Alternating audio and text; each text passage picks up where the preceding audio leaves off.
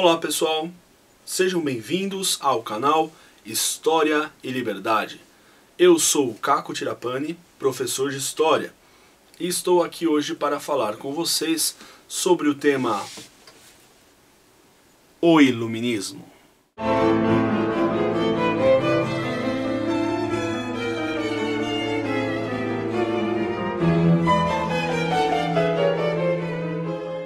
Como vocês viram no vídeo anterior, nós podemos falar que o Iluminismo é a culminação de um processo que aconteceu durante todo o período moderno, um processo de lenta dissolução das bases da fé, das bases do pensamento religioso, que era bastante dominante durante o período anterior, o período da Idade Média. No final da Idade Moderna, existe já toda uma nova perspectiva de como deve ser entendido o homem, a sociedade, a política. Essa nova perspectiva nasce dentro das escolas, das catedrais, dentro das escolas catedráticas e das universidades medievais. Essa nova perspectiva ela deriva de uma filosofia chamada humanismo. O humanismo se desenvolve a partir do Renascimento, mas ela inicia lá atrás, no século XII, com os goliardos nas universidades medievais da França, e ela vai se desenvolvendo durante o Renascimento e se aprofunda durante o período da Revolução Científica. Combinando o processo da Revolução Científica e o pensamento humanista, nós podemos dizer que está lançado as bases do Iluminismo. O Iluminismo, então, inicia-se com um pensamento que afirma dois valores principais, a liberdade e a razão. A partir destes dois valores que possuem primazia sobre os outros, todo o pensamento iluminista se desenvolve, é decorrente desta valorização destes dois atributos. Bom, se o iluminismo é a favor da liberdade e da razão, todos os filósofos iluministas vão combater os inimigos da liberdade e os inimigos da razão, ou, melhor dizendo, vão combater o que cada um deles, considerava ser os inimigos da liberdade e os inimigos da razão. É importante pensar que a ideia de liberdade foi mais importante no iluminismo inglês e a ideia de razão foi mais importante no iluminismo francês. Existe muita diferença entre iluminismo inglês e iluminismo francês, mas esta grande diferença não é abordada em vestibulares. Portanto, vamos nos limitar aqui a perceber o iluminismo como um fenômeno amplo, que não possui uma unicidade, uma unificação de ideias e postulados, e que possui diversas ramificações do pensamento e do saber. Inicialmente, podemos dizer que o primeiro filósofo realmente iluminista foi John Locke. John Locke escreve em 1690, na Inglaterra, o ensaio sobre o entendimento humano. Neste ensaio, ele afirma que o homem é uma tábula rasa, uma expressão que significa que o homem é uma folha em branco, uma página em branco, ele é uma mesa em branco, onde será construído o homem futuro. Então, quando nós nascemos, nós não somos nem bons nem maus, nem inclinados à maldade ou à bondade, e também não possuímos ideias inatas, porque alguns pensadores anteriores proporam que o homem nasce com ideias inatas, e esta era uma negação definitiva para John Locke. As ideias não são inatas. Por exemplo, a ideia de justiça não é inata, a ideia da existência de Deus não é inata, a ideia do bem não é inata, a ideia de perfeição não é inata. Se essas ideias não são inatas, tudo isso nos é trazido através da cultura. O homem aprende essas coisas em seu convívio em sociedade. Portanto, para John Locke, o homem pode se tornar bom ou mal, de acordo com as suas escolhas e com as suas experiências. A ideia de experiência aqui é muito importante, porque John Locke ele é um signatário, digamos, da corrente empirista de pensamento. O empirismo é uma corrente de pensamento que baseia-se na observação e na experiência. Isso acontecia bastante dentro da ciência. A ciência nascia com um método de observação dos fenômenos, ou seja, vamos recorrer às experiências, vamos recorrer à própria realidade e a partir da observação dessa realidade nós formaremos ideias. Portanto, nós notamos aí uma influência da revolução científica dentro do pensamento do iluminismo. A ideia da tábula rasa de John Locke ela era muito interessante, mas nós hoje podemos dizer que ela influenciou grandemente a nossa concepção de natureza humana. Hoje nós entendemos o homem de certa forma como moldável pela sociedade. Então nós podemos produzir um homem a partir de uma engenharia social. É claro que essa ideia talvez não seja verdadeira e ela muitas vezes produz monstruosidades e acabou produzindo sim no século XX algumas monstruosidades. Mas lá atrás a ideia parecia bastante interessante porque afirmava a liberdade do homem.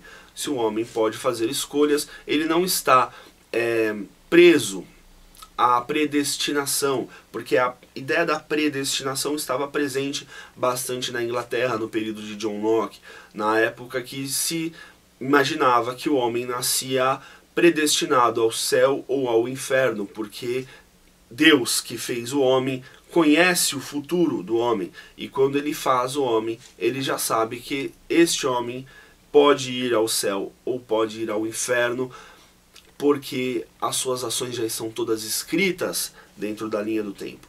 Essa concepção fatalista de um tempo fatal, onde não há escapatória para as ações humanas, estamos predestinados, ela era negada então por John Locke, e isso possibilitava uma nova cultura de se formar dentro do mundo ocidental, principalmente dentro da Inglaterra, onde a ideia de predestinação, por conta dos anglicanos, dos puritanos, era bastante forte. Mas a ideia que eu considero mais interessante de John Locke são os direitos naturais. John Locke fala que todo homem nasce com direito à vida, à liberdade e à propriedade. Esses três direitos são direitos naturais, inalienáveis do ser humano. Se eles são naturais, eles são nos dados por uma Constituição? Não. Eles podem ser retirados por um soberano? Não. Eles são naturais. Para mim é muito interessante essa ideia de Locke, de que o homem nasce com direitos. Porém, é preciso lembrar que essa ideia não é natural de Locke. Essa ideia vem anterior a Locke, ela já vem de pensadores mais antigos. Nós podemos dizer que todo o pensamento tomista, o pensamento de São Tomás de Aquino, o pensamento da escola de Salamanca, na Espanha, todo o pensamento escolástico, que é a filosofia tradicional da Idade Média, ela trabalha com a ideia de um direito humano e um direito divino. Esse direito divino é o direito que Deus estabelece na terra para o homem, o direito da natureza. Então o homem não pode criar no seu direito humano, ou seja, nas leis do Estado, nas leis dos reis, nas leis dos países, não pode criar leis que vão contrariar este direito que está acima. É um direito que está escrito na natureza e que foi colocado lá por Deus, pelo Criador. Portanto, a ideia de direitos naturais não inicia em John Locke, mas John Locke traz essa ideia para o plano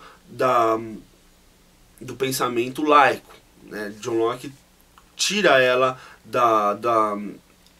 de dentro da filosofia escolástica, que era uma filosofia de matriz religiosa, e traz para uma filosofia humanista. O homem possui então seus direitos naturais. E aí é obrigação do Estado para John Locke que o homem tenha estes direitos naturais preservados. O homem precisa ter esses direitos naturais preservados.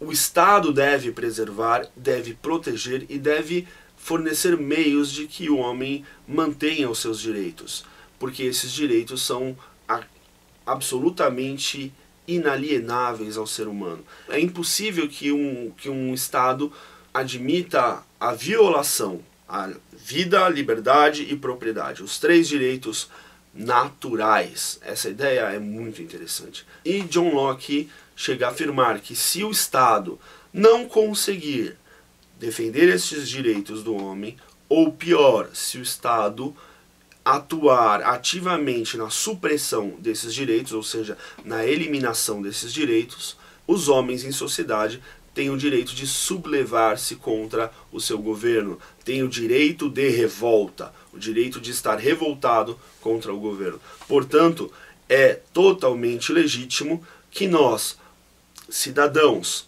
possamos retirar nossos governantes, caso esses governantes violem os nossos direitos naturais. Essa é uma ideia fantástica de John Locke, e essa ideia dá a base para que seja derrubado o absolutismo, porque o absolutismo, o governo absoluto dos reis, é aquele governo que viola constantemente a vida, a liberdade e a propriedade dos seus súditos, porque o rei taxa e o imposto pode ser considerado um roubo. Muitas vezes existe uma bitaxação, porque a nobreza taxa e o rei taxa novamente.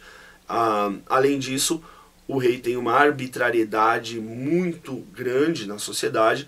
Ele pode mandar prender, mandar matar, e ele mesmo pode julgar, ele pode criar as leis do dia para a noite. Ou seja, a liberdade irrestrita do rei causa a restrição da liberdade dos súditos, certo? A liberdade irrestrita do rei causa a restrição da liberdade dos súditos. Não tem como fugir disso. Sempre que alguém tiver muita liberdade, outra pessoa terá sua liberdade restrita. Isso acontece, inclusive, hoje na nossa sociedade.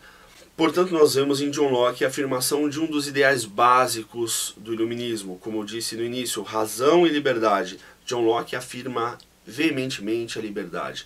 E como inimigo da liberdade, John Locke coloca os estados opressores, os estados que possuem muitos recursos de opressão, muitos recursos de repressão. E esses recursos que podem se tornar aleatórios, podem se tornar indiscriminados, podem produzir injustiça. E aí nós temos uma supressão da liberdade. Quanto mais poder o rei tem, menos liberdade terá os seus súditos. Portanto, fica aqui caracterizado que o rei talvez seja um dos inimigos do iluminismo. Vamos falar agora de um importante pensador e escritor do iluminismo chamado Voltaire. O Voltaire, na verdade, não podemos dizer exatamente que ele seja um filósofo, tá? Algumas pessoas falam, o Voltaire foi o maior filósofo do iluminismo. Não foi. O grande filósofo não foi. Voltaire foi um escritor, polemista e divulgador filosófico. O negócio do Voltaire era ler 2 caras, o John Locke, do qual acabamos de falar, e o Isaac Newton, que foi importante como um fechamento da revolução científica, digamos assim. O Isaac Newton traz a ideia de que a natureza é governada por leis eternas e imutáveis. É possível conhecer a natureza por meio de leis, como eu expliquei no vídeo anterior. Ou seja, a nossa razão poderá deitar-se sobre a realidade e compreendê-la. Essa é uma ideia básica para a ciência, e essa é uma noção que acaba migrando para o iluminismo. Voltaire é um dos grandes defensores da razão, né? Ele não podemos dizer que ele seja propriamente um filósofo, mas ele foi um grande escritor, um grande polemista, e escrevia de uma forma fantástica. Os seus textos são avassaladores. Ele consegue ridicularizar os seus adversários políticos, e ele consegue enaltecer as ideias que ele quer defender. E muitas vezes ele faz isso com sutileza, porque naquela época era bastante complicado a situação. Voltaire foi preso na França 2 vezes, tá? Hoje nós poderíamos dizer que Voltaire era uma pessoa que praticava o discurso de ódio, né? Que podemos falar, você tem liberdade de expressão, mas só para falar aquilo que eu quero que você fale. Então Voltaire era uma pessoa que tinha ideias bastante fortes, e exprimia elas de forma bastante incisiva no início. Por isso Voltaire foi preso 2 vezes na França.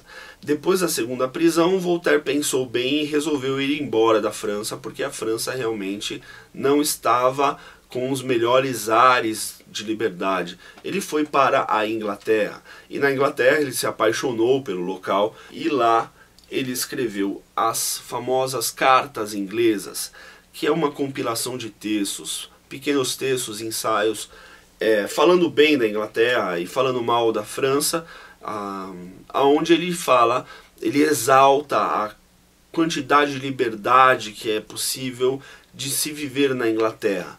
Por quê? Basicamente porque o poder do rei na Inglaterra é um poder restrito, e o parlamento, que foi um novo órgão que surgiu dentro da monarquia inglesa, o parlamento ele é um freio ao poder real. O rei quer exercer poder, mas o parlamento segura o rei. E o parlamento é fonte de legitimidade de poder, porque ele representa ali o povo e representa também os nobres. Existem 2 câmaras, né? A Câmara dos Lordes e a Câmara dos Comuns, dos homens comuns, que no caso era representado pela burguesia. Eram homens comuns, mas eram homens comuns com poder aquisitivo, com capital, né? Que eram proprietários de estabelecimentos comerciais ou donos dos meios de produção. E, portanto, esses homens possuem interesse político direto. Um homem que possui seu capital investido na sociedade é um homem comprometido com a sociedade. É um homem que tem interesses políticos. Não é um homem que está lá para mamar nas tetas do governo simplesmente. É um homem que está lá para defender um tipo de país, um tipo de legislação, onde será possível que ele desenvolva as suas relações comerciais mais abertamente. Portanto, a Inglaterra tem bastante liberdade econômica e bastante liberdade civil. São os 2 tipos de liberdade que nós podemos aqui pensar, né? Não adianta nada você ter liberdade econômica sem ter liberdade civil, ou seja, poder comprar e vender e não poder exprimir suas ideias, e não adianta nada o contrário, você ter liberdade civil, exprimir suas ideias, associar-se livremente, mas não poder comprar e vender livremente. É necessário as 2 liberdades. Do Voltaire nós podemos extrair uma ideia fundamental, que é a ideia da tolerância. Voltaire defende a ideia de tolerância. Os homens devem tolerar-se. Ah, mas tolerância é muito feio, professor, porque tolerar significa que você não concorda com o outro. Exatamente isso. Você não concorda, você acha uma puta babaquice, mas você vai aceitar. Por quê? Porque você vive numa sociedade onde os homens são livres, inclusive para serem babacas. A ideia do Voltaire é essa. Existe uma frase que não sabemos se o Voltaire falou mesmo ou não, mas que é atribuída ao Voltaire, que diz: posso discordar de absolutamente tudo o que você disser, mas defenderei até a morte o seu direito de dizer. Ou seja, eu discordo das ideias que você tem. Eu acho essas ideias absolutamente equivocadas, mas eu vou defender o seu direito de expressar essas ideias que eu acho que estão erradas, né? E eu vou dizer na sua cara que essas ideias estão erradas, mas não vou proibir você de falar essas ideias. E a sociedade não deve proibir uma pessoa de falar ideias que a sociedade considera errada. Esta é uma das ladeiras escorregadias sobre a qual a nossa sociedade está indo, né? A nossa sociedade, em nome da preservação da dignidade dos direitos humanos, está suprimindo um dos direitos humanos fundamentais, que é o direito de liberdade, o direito de expor a sua opinião. Por mais escrota e ridícula que seja a sua opinião, você deve poder expô-la. E quanto mais ela estiver equivocada, tanto melhor será, porque nós evidenciaremos pela razão que a sua ideia está equivocada. Qual é a ideia de Voltaire? Os homens são dotados de razão. Se os homens são dotados de razão, nós vamos conseguir ouvir uma ideia que está errada e vamos, como sociedade, debater uns com os outros e chegar à conclusão de que a ideia está errada. Se a ideia for flagrantemente errada, flagrantemente ridícula, tanto melhor. A nossa razão vai percebê-la que essa ideia é absolutamente equivocada e não vamos deixar que essa ideia se prolifere na nossa sociedade. Infelizmente, alguns grupos que chegaram ao poder hoje na sociedade, baseando-se nessa liberdade democrática de exprimir suas ideias, inclusive ideias que nós podemos dizer até autoritárias, hoje querem suprimir o direito de liberdade das pessoas. Inclusive o direito de dizer asneiras, que eu acho que é um direito absolutamente necessário para a sociedade. Porque se eu disser agora que não podemos permitir que as pessoas digam asneiras, eu estarei à mercê de um conselho que vai decidir o que é asneira ou não, ou de uma pessoa que vai decidir o que é asneira ou não. Ou seja, eu estarei entrando em um terreno da arbitrariedade absoluta. Essa arbitrariedade será relegada a um censor, ou seja, estamos em censura, ou será relegada a um conselho social que vai dizer se aquilo é verdadeiro ou não, e aí é pior ainda, porque o conselho social, na verdade, obedece determinações que vêm lá de cima de um partido, e aí acabou-se a liberdade. O que nós precisamos é que a sociedade possa ouvir as ideias e negá-las ou aceitá-las por si mesma. Nós podemos resumir toda esta análise a duas ideias: a tolerância e a liberdade de expressão. Essas são as duas contribuições de Voltaire ao iluminismo. Bom, depois de Voltaire, nós podemos falar de um grande escritor chamado Montesquieu. Escreveu em 1748 O Espírito das Leis. No Espírito das Leis, Montesquieu avalia todas as formas de governo, diversos tipos de formas de governo, desde do Oriente até o Ocidente, do passado remoto ao presente, e ele chega à conclusão de que os estados exercem três tipos de poderes. O poder legislativo, o poder de fazer as leis; o poder executivo, aquele que cumpre as leis; e o poder judiciário, o poder que julga de acordo com as leis. Ele não julga as leis para saber se as leis são certas ou erradas, não. Ele recebe as leis e julga de acordo com as leis. Ou seja, todo o processo de ordenamento da sociedade, ele deve ser dividido entre o poder executivo, o legislativo e o judiciário. Quando temos esses três poderes, a coisa funciona, tá? E o Montesquieu, ele não vai encontrar esses três poderes da cabeça dele. Ele vai investigar esses poderes nos próprios governos e vai encontrar lá, olha, existe um tipo de poder chamado poder legislativo, o poder de fazer leis. Existe um tipo de poder que eu denomino executivo, é o poder de executar as leis. E existe um tipo de poder chamado judiciário. Muitas vezes, nos estados monárquicos absolutistas, esses poderes estão todos ajuntados debaixo do rei. Então o rei, ele faz as leis, ele manda executar as leis, ou seja, ele manda os seus soldados prender, os seus soldados intervir, etc, etc. E ele e ele julga as pessoas de acordo com as leis que ele mesmo fez. E isso, claro, gera a tirania. Quando o executivo e o legislativo estiverem unidos no mesmo poder, nós teremos tirania.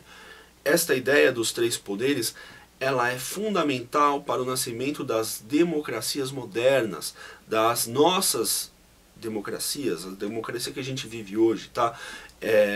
E ela foi aplicada inicialmente na primeira democracia a nascer durante o período moderno, final do período moderno, que foi os Estados Unidos da América. A Declaração de Independência dos Estados Unidos continha ali elementos da filosofia de John Locke e da filosofia de Montesquieu. A estruturação da República Americana, do Estado americano, ela é baseada nas ideias de Montesquieu. Nós teremos três poderes: o poder legislativo, o poder executivo e o poder judiciário. nenhum desses poderes deve estar submetido ao outro, ou seja, nenhum deles deve obedecer ao outro. Eles são separados, autônomos, mas eles devem ser harmônicos para que eles possam funcionar. Eles não podem estar brigando. E existe também uma tradição americana que contribuiu a esta ideia, que é a ideia dos checks and balances. Os americanos trouxeram a ideia de que é necessário que cada um dos poderes possuam mecanismos de regulação dos outros poderes. Então, por exemplo, o Congresso apresenta a lei, mas o presidente pode vetar a lei. Dessa forma, nós evitamos que um dos poderes sobressaia sobre o outro. Tá? No Brasil, infelizmente, os poderes estão todos mais ou menos abaixo do executivo. Por exemplo, nós podemos citar aqui o caso famoso do mensalão, que está comprovado, não é invenção minha, houve o mensalão, o Tribunal Superior Federal julgou o mensalão e algumas falas dos decanos do Supremo Tribunal evidenciaram que nós passamos por um processo de corrupção da ordem republicana. Nós tivemos um problema sério e pode ser que esse problema esteja aí ainda, continue. Nós não podemos ter certeza que acabou. Essa forma em que o executivo comanda o legislativo e coage o judiciário. Um dos principais indícios da subordinação dos poderes no Brasil é que os ministros do Supremo são todos indicados pelo presidente, o chefe do executivo. Aí não funciona, a coisa não tem como funcionar, né? Bom, o próximo filósofo que eu gostaria de tratar é Rousseau, Jean-Jacques Rousseau. O Rousseau é um filósofo diferente dos outros que nós estudamos até agora, principalmente por causa da sua origem social. Ele não é um nobre, ele é um homem da classe comum que foi apadrinhado pela nobreza, por uma mulher da nobreza, e que depois acaba se tornando bastante famoso na França pelos seus livros e pelas suas ideias. Ele vence muitos concursos de monografias, onde ele escreve textos e ganha esses concursos, e isso fornece dinheiro para que ele possa viver de forma razoavelmente confortável. Rousseau foi um dos filósofos que influenciaram grandemente a Revolução Francesa, e todo um pensamento nasceu a partir da filosofia do Rousseau. O Rousseau ele está preocupado com a injustiça social e ele formula algumas respostas para compreender como essa injustiça ocorre. Inicialmente, o Rousseau compartilha de uma visão positiva sobre a natureza humana. Rousseau, assim como John Locke, nega que o homem seja maculado pelo pecado original. O homem, para John Locke, nasce neutro, mas para Rousseau não, ele nasce bom. Para Rousseau, não, o homem nasce bom e a sociedade o corrompe. Essa é uma das frases clássicas do Rousseau. O homem nasce bom, a sociedade o corrompe. A partir do trato social, a partir do momento que o homem ingressa na sociedade, ele precisa acabar se adaptando às instituições corruptas, porque todos os homens são bons, mas quando os homens se relacionam uns com os outros, eles não são necessariamente bons, eles acabam sendo maus, porque as instituições geram opressão. As instituições humanas, elas são o problema real da injustiça social.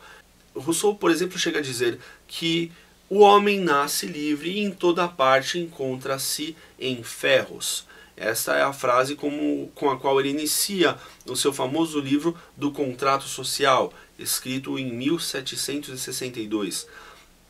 Este livro que foi extremamente importante na Revolução Francesa.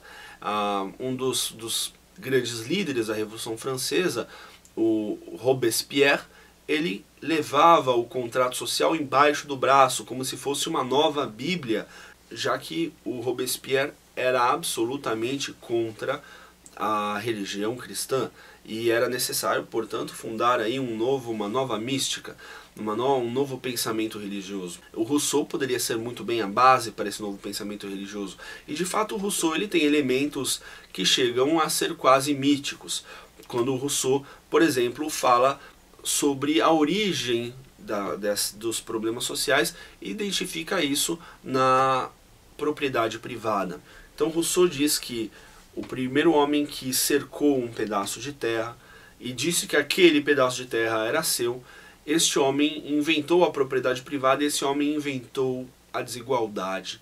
Porque a partir do momento que ele disse isto é meu, os outros não tinham aquilo que ele possuía e aí iniciou-se a desigualdade. Ele chega a dizer: maldito seja esse homem que fez essa afirmação e aqueles que aceitaram, porque dali nasceu a propriedade e a propriedade fez surgir a desigualdade entre os homens. Notem que é óbvio que essas alegorias que o Rousseau usa, elas não podem ser identificadas como fatos sociais verdadeiros. Por exemplo, nós não conseguiríamos achar o homem que declarou a sua primeira propriedade privada, porque na verdade a propriedade ela vai se tornando propriedade privada muito gradativamente. Não existe um momento histórico em que alguém declarou a propriedade privada, né? Ao mesmo tempo, quando o Rousseau diz que o homem nasce livre, está posto em ferros em toda a parte. Não, o homem não está posto em ferros, isso é uma metáfora, uma figura de linguagem, e isso flerta de certa forma com uma poesia, com um pensamento mítico, que aparece aí como fundante de toda uma mentalidade socializante que surge a partir de Rousseau e durante o século XIX se torna bastante forte e durante o século XX muito mais forte ainda. Hoje em dia nós temos na sociedade uma grande parte de pensadores, de pessoas que no fundo das suas ideias estão as ideias de Rousseau. A outra ideia bastante nova de Rousseau era a ideia da democracia. Note que nenhum dos outros pensadores do iluminismo propõe uma democracia. Todos eles, na verdade, propõem uma república, e nenhum deles acredita que o homem tem capacidade de votar, que o homem comum, que o homem do povo, que o homem que vive da terra, que o homem que não tem instrução, não foi alfabetizado, não sabe contar, esse homem cheio de necessidades físicas, esse homem não deve de maneira nenhuma ter o direito de votar. Para, por exemplo, Voltaire considera que o homem comum, se não tivesse, por exemplo, a religião que colocasse alguns limites na vida do homem comum, o homem seria como uma besta, ele iria se entregar a todas as paixões, os prazeres, não iria trabalhar, iria se destruir, se autodestruir na consumação do prazer carnal.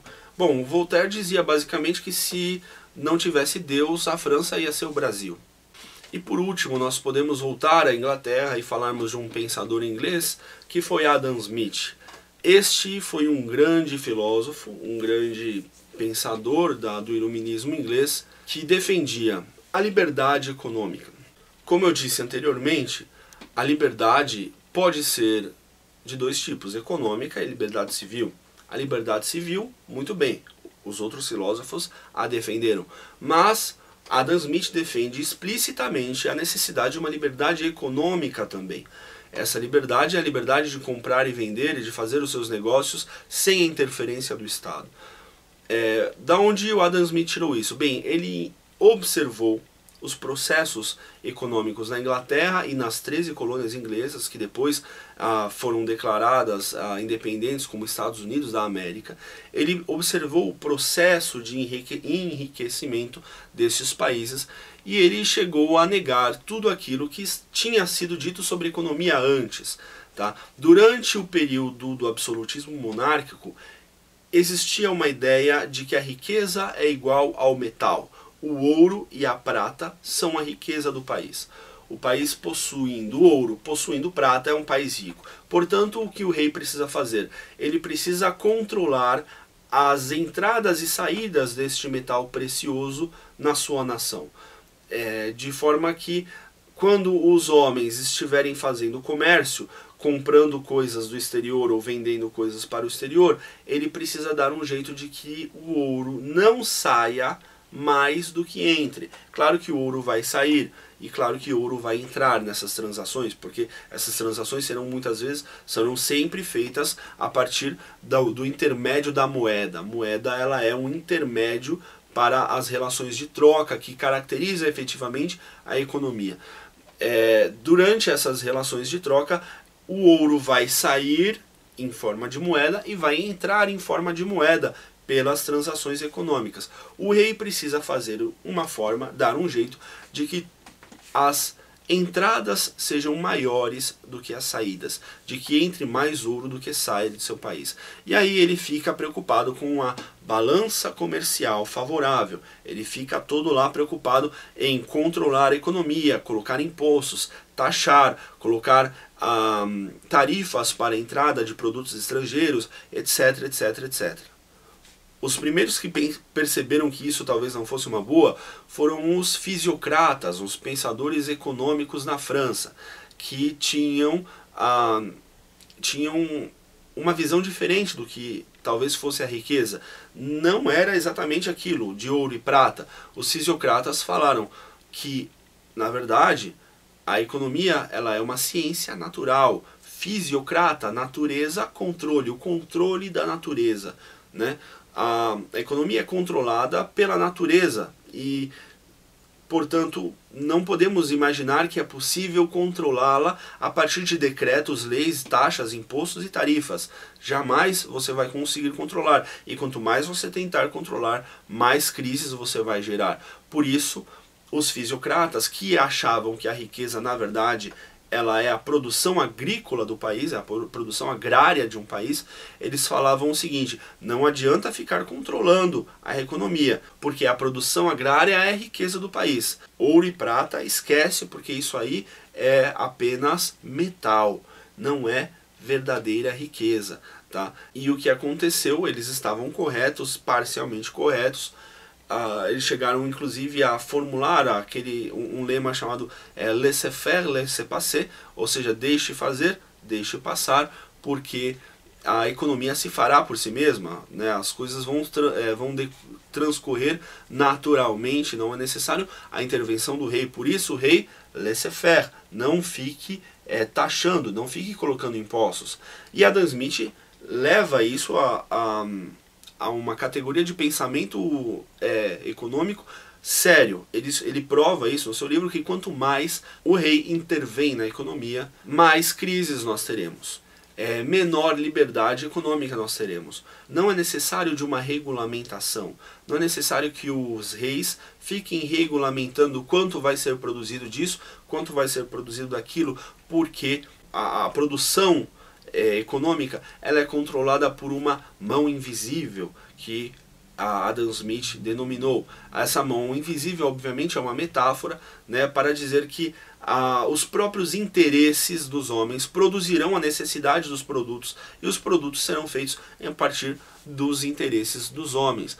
O que acontece? Se o rei começa a regulamentar as coisas, porque está faltando pão, muito bem, então o rei estabelece um preço máximo para o pão. A partir de agora, o pão que custa 50 centavos na padaria vai voltar a custar 10. O que acontece com a população? Fica muito feliz. O rei salvou a gente, o rei colocou o pãozinho a 10 centavos, agora eu vou poder comprar pão novamente. E ele chega na padaria no dia seguinte e não tem mais pão. Por que não tem mais pão? Porque o padeiro não vai fazer pão para vender a 10 centavos, já que ele pagou no trigo um valor superior a isso. Se ele pegar a quantidade de trigo que ele está usando e dividir pelo pão, ele vai achar um valor que é o preço de custo. O preço de custo está acima de 10 centavos, então ele vai estar pagando para trabalhar. O padeiro quer isso? Não.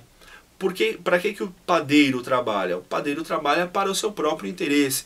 Então Adam Smith fala: os homens trabalham e produzem no seu próprio interesse. Não adianta você querer controlar a sociedade. Se você colocar preços, estabelecer preços, colocar tarifas, colocar impostos nos produtos, só vai piorar. Isso não vai controlar a economia, porque a economia ela se controla a partir da lei da oferta e da procura. Ou seja, se existe bastante oferta de um produto, o preço desse produto cai.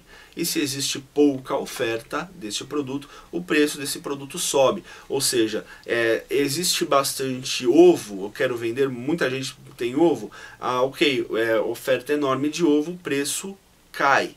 Se existe pouco caviar, oferta limitada de caviar, pouco produto, o preço sobe. Ou seja, menor oferta, maior o preço. Maior a oferta, menor o preço. A procura acontece inversamente a isso. Quanto maior a procura, maior o preço. Então, se a população está buscando um produto X, o preço desse produto irá subir. Se a população não quer esse produto, o preço desse produto irá cair. Adam Smith defende bastante a ideia da livre concorrência. Adam Smith fala que os homens devem concorrer entre si, porque para a sociedade o fruto dessa concorrência será muito positivo. Então, portanto, se nós temos comércios concorrentes, haverá para a sociedade um ganho. Que ganho é esse? Bom, a livre concorrência fará com que os preços dos produtos caiam, a qualidade dos produtos subam. Então, para que eu possa produzir, para que eu possa concorrer, eu preciso produzir um produto de ótima qualidade e de menor preço, ou seja, aquilo que nós chamamos basicamente de custo-benefício, um produto que tem um alto benefício e um baixo custo. Quando eu conseguir esse produto, eu vou desbancar a minha concorrência. E é claro que a minha concorrência, para me vencer, vai fazer a mesma coisa, tentar produzir um produto com uma qualidade melhor que a minha e com um custo inferior à minha, e eu, por minha vez, vou tentar fazer a mesma coisa. E vamos chegar a um piso do preço e a um teto da qualidade. Bom, para que eu possa produzir um produto de melhor qualidade, eu vou certamente precisar dos profissionais mais capacitados no mercado para isso. Portanto, eu vou precisar pagar os melhores salários. Ou seja, mais uma das decorrências da livre concorrência os salários aumentam. Os salários aumentam porque os melhores profissionais vão produzir o melhor produto para ser vendido. Se eu quero o melhor produto para ser vendido, eu preciso das pessoas que conhecem o melhor possível aquela área. Eu preciso contratar os melhores. E para eu contratar os melhores, obviamente, o preço de mercado deles sobe. Tá? Isso é ótimo, a livre concorrência é muito boa. Inclusive, ela é boa entre os homens. Ela é ótima que você que é aluno concorra com outro aluno. E é ótimo que exista um crivo para que os melhores alunos passem na universidade e os alunos ruins não passem na universidade. É por isso que eu sou radicalmente contra qualquer tipo de cota. Não é cota para branco, cota para negro, cota para pobre. Eu sou absolutamente contra qualquer tipo de cota. Por quê? Porque a pessoa precisa fazer o melhor possível para entrar. Nós precisamos ter um crivo, ou seja, um filtro, aonde apenas os melhores vão entrar na universidade. Dessa forma nós garantimos uma cultura de excelência, nós garantimos uma sociedade de excelência. E em sala de aula a mesma coisa, né? Uma escola boa é uma escola onde os melhores alunos estarão numa sala para os melhores alunos e os piores alunos estarão numa sala para os piores alunos. Ah, isso é muito feio, professor. Mas assim a sociedade ganha muito mais e os indivíduos se esforçam para serem melhores. Os indivíduos devem se esforçar para ser melhor. Nós não devemos esperar que nos amem pelos nossos belos olhos. Nós devemos esperar que nos amem pelo que nós podemos fazer para a sociedade, pelo que nós podemos fornecer à sociedade, certo? E Adam Smith, ele é bastante prático nesse sentido. É um homem realmente do iluminismo, um homem que pensa com a razão e não com o sentimento. E esta razão ele é pensado para a sociedade toda. O Adam Smith defende também, portanto, a liberdade e a racionalidade. Bom, e por fim, nós podemos aqui dizer que o iluminismo ele foi uma novidade porque ele trouxe 3 elementos que combinados fizeram surgir uma nova perspectiva sobre o futuro da humanidade. Esses 3 elementos é o racionalismo, o cientificismo e o otimismo. quando esses três elementos se uniram, o otimismo com relação ao futuro, o racionalismo, a ideia, por exemplo, de que o homem pode conhecer o mundo através da razão e que a razão deve ter a primazia, ela tem a capacidade de fazer o homem conhecer as coisas, ela é uma forma segura de conhecimento e ela deve ter a primazia sobre a fé. E por fim, o cientificismo, a ideia de que a ciência poderá explicar ao longo do tempo e resolver todos os problemas humanos na sociedade. Então a ciência vai nos trazer uma quantidade enorme de tecnologias que vai acabar com os nossos problemas. Acontece que, infelizmente, a maior parte dos nossos problemas são de origem moral. O homem ele pode matar com muita tecnologia ou com pouca tecnologia. Ele pode matar com uma pedrada ou ele pode matar com uma metralhadora de última geração. Ele pode matar com uma lança ou ele pode matar com uma arma biológica. O avanço tecnológico, o avanço da ciência, não necessariamente conduz a humanidade a um estado moral superior. Mas ali, no momento do iluminismo, havia essa ideia de que a união do racionalismo, do cientificismo e do otimismo com relação ao futuro traria para o homem uma nova perspectiva. Portanto, nasce ali a crença no progresso da humanidade. É o progresso da razão, o progresso da liberdade, o progresso da ciência, o progresso da humanidade. A humanidade um dia vai se libertar e não vai ter mais religião, não vai ter mais injustiças, não vai ter mais reis opressores, vai ser uma sociedade toda perfeita. Bom, já passaram-se 200 anos desde o iluminismo e o que mais aconteceu nesses últimos 200 anos foram mortes, tragédias, desgraças e grandes tiranias absolutamente mais autoritárias do que as tiranias do período absolutista. Ou seja, o otimismo talvez seja uma grande falácia. Nós precisamos, na verdade, rever toda a modernidade e ver aonde nós erramos para ter produzido no século XX, por exemplo, tantos desastres, tantas catástrofes, uma era de catástrofes sociais. Bom, a minha aula termina aqui. Eu agradeço a sua presença, esteja sempre atento, eu vou upar mais vídeos nesse canal, vídeos sobre história, neste projeto chamado História e Liberdade. Muito obrigado.